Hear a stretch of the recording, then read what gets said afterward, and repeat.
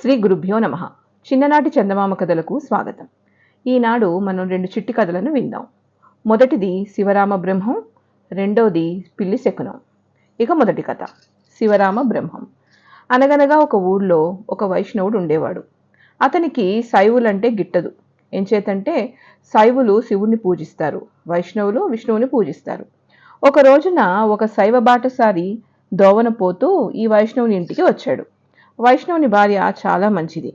అతన్ని ఉండమని అడిగింది. వైష్ణవుడు శివుణ్ణి తన ఇంట్లోకి రావద్దన్నాడు. కానీ భార్య బ్రతిమలాడడం వలన ఎలాగోలాగా ఒప్పుకున్నాడు. వైష్ణవుని భార్య శైవునికి భోజనం పెట్టబోతే వైష్ణవుడు తన భార్యను తన్నబోయాడు.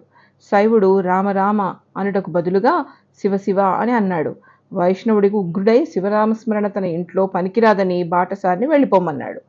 తన తప్పు క్షమించి తనను ఆ రాత్రికి అక్కడుండుటకు స్థలమిమ్మని శైవుడు వైష్ణవుని బతిమిలాడాడు. ఎలాగైతేనేం వైష్ణవుడు శాంతుడై సరేనన్నాడు. తెల్లవారుజాము 4 గంటలకు శైవుడు నిద్రలేచి మామూలు ప్రకారం శివరామ బ్రహ్మం అని ఆవలించుతూ కూర్చున్నాడు. అది విన్న వైష్ణవుడు కొంప ముంచుకుని పోతున్నట్లుగా, ఒసే పాపిష్టిదానా, నీ చెప్పిన మాట విన్నావుటే, ఇంకేముందే, మన స్వామివారు నలిగిపోతూ ఉన్నారు, ఇద్దరి మధ్య పడి నలిగిపోతూ ఉన్నారు, రారా అంటూ గాబరాగా భార్య దగ్గరకు పరిగెత్తాడు. ఇది విని భార్య, ఏమిటండి, ఏమైంది, ఎవరిని నలపడం అంటూ నిద్ర మంచం మీద నుంచి లేచుకొచ్చింది. అప్పుడు వైష్ణవుడు, ఓసిదేభ్యం వినవే, శివుడు బ్రహ్మం మన స్వామివారైన రాముల వారిని మధ్యపెట్టి నలిపివేస్తూ ఉన్నాడు చూడు అంటూ శైవుని వంక చూపెట్టాడు. శైవుడు గుడ్లు మిటకరిస్తూ శివరామ బ్రహ్మం అంటూ ఉన్నాడు. వైష్ణవుడు ఉండబట్టలేక ఒక బడిత పట్టుకుని శైవుని వెంటబడ్డాడు. శైవుడికి అది చూసి ఇక ఒకటే పరుగు. ఇంతటితో ఈ చిట్టి కథ సమాప్తం. ఇక రెండవ కథ పిల్లి శకునం. అనగనగా ఒక ఊళ్ళో దానప్ప అనే ఒక అతను ఉండేవాడు. అతడు ప్రతిదినం భిక్షమెత్తుకుని వస్తే అతని పెళ్ళాం జీవిస్తూ ఉండేవాళ్ళు. ఒకనాడు దానప్ప తెల్లవారుజామునే లేచి స్నానం చేసి జోలు తగిలించుకుని భిక్షాటనకు సిద్ధమయ్యాడు. బయలుదేరిపోతుండగా అతనికి వాకిట్లోనే పిల్లి అడ్డం వచ్చింది. పిల్లి అడ్డం వస్తే అశుభం, ఇవాళ భిక్షానికి పోవద్దు అని అతనిని పెళ్ళాం చాలా బ్రతిమాలింది. అయితే మన దానప్ప వింటేగా, అతనికి ఇలాంటి పిచ్చి నమ్మకాలేవీ రుచించవు. అందుచేత భార్య మాటలు పెడచెవిన పెట్టి భిక్షాటనకు బయలుదేరాడు. మొదట అతడు ఒక ఇంటి వద్ద నిలబడి ఏ దేవుణ్ణి ప్రార్థిస్తే ఫలముంటుందా అని ఆలోచనలో పడ్డాడు. అప్పుడు మన దానప్పకు ఆదిశేషుడు జ్ఞప్తికి వచ్చాడు.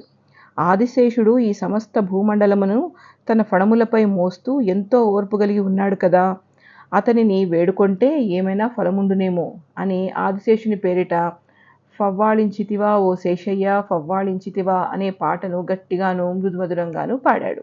ఆ ఇంటాయన పేరు వెంకటశేషయ్య. ఇరుగు పొరుగు ఆయన్ని శేషయ్య అని పిలిచేవారు. ఆ రోజు శివరాత్రి అవటం చేత అతడు రాత్రంతా జాగారం చేసి సినిమాకు 3వ ఆటకు కూడా వెళ్ళి వచ్చి పాదరక్షలైనా విప్పకుండా పడుకొని సుఖనిద్రలో ఉన్నాడు. మన దానప్ప పాట వినేసరికి శేషయ్యకు మహాకోపం వచ్చింది.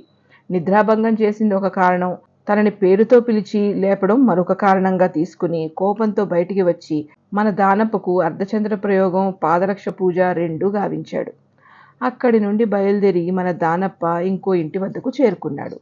అప్పుడు మన దానప్ప ఇలా అనుకున్నాడు, ఆదిశేషుడు నాపై దయ చూపలేదు, శ్రీరామచంద్రుడు దయాస్వరూపి కదా, అతనిని స్మరించినచో కృపగలుగునేమో అనుకుని పూర్వం శ్రీరాముడు సీతతో కూడి అరణ్యములకు పోవునప్పుడు దశరథుడు పుత్రశోకంచే పాడిన పోవుచున్నావా ఓ రామయ్య పోవుచున్నావా అనే పాటను దుఃఖరసంతో గానం చేశాడు. ఆ ఇంటాయన పేరు రామయ్య. అతనికి ఏదో గొప్ప జబ్బు వచ్చి అటో ఇటో అనే స్థితిలో ఉండగా బంధువులందరూ అతని చుట్టూ గుమికూడి అతని కోసం విలపిస్తూ ఉన్నారు. మన దానప్ప పాట వినేసరికి వారికి ఎక్కడలేని కోపం వచ్చింది. చనిపోకముందే వీడు శకున పక్షిలాగా ఇలా పాడుతున్నాడేంటి అని వారు బయటికి వచ్చి మన దానప్పకు బాగా మంగళహారతి గావించారు. తన దురదృష్టంకు తానే నిందించుకుంటూ మన దానప్ప మరో ఇంటికి దారితీశాడు. అప్పుడు మన దానప్ప ఇలా అనుకున్నాడు, ఆదిశేషునికి నాపై దయలేకపోయింది, శ్రీరాముడికి నాపై దయలేకపోయింది, అతనిని వేడినా అతడు కూడా కటాక్షింపలేదు. మగవారి హృదయము కఠినశిల వంటిది, స్త్రీ హృదయము వెన్నవలే చాలా మెత్తనిదని పెద్దలు చెబుతున్నారు.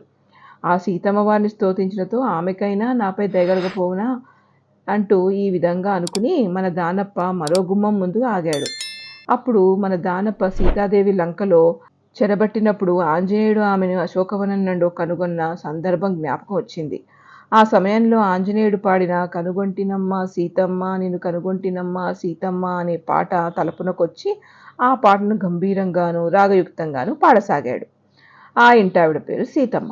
ప్రొద్దున్నే ఆమె పెరటిలో స్నానం చేస్తోంది.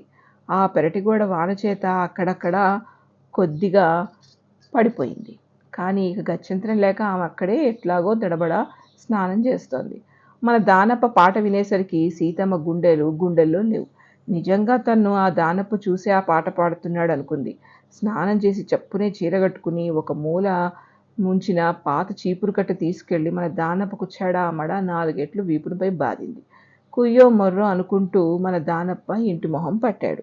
దానప్ప పెళ్ళాం వీపుపై నుండే వాతలు చూసి సంగతేంటని అడిగింది. దానప్ప జరిగిందంతా పూసగుచ్చినట్టు చెప్పాడు భార్యతో. నేను మొదట్లోనే చెప్పలేదా పిల్లి అడ్డం వచ్చింది, ఈవేళ ఎక్కడికి వెళ్ళొద్దని. నేనెంత బ్రతిమాలినా విన్నారా? తగిన శాస్తి జరిగింది. మీకు కావాల్సిందే అని ఆమె కూడా బాగా చీవాట్లు పెట్టింది. పాపం ఇదంతా పిల్లి మహిమే అనుకుని ఇంకెప్పుడు పిల్లి అడ్డం వస్తే ఎక్కడికి వెళ్ళకూడదనుకున్నాడు మన దానప్ప. చూశారా, అందులో పిల్లి తప్పు మాత్రం ఏముంది? అన్నీ అలా కలిసొచ్చాయి గాని. ఇంతటితో ఈ చిట్టి కథ కంచికి మనం ఇంటికి.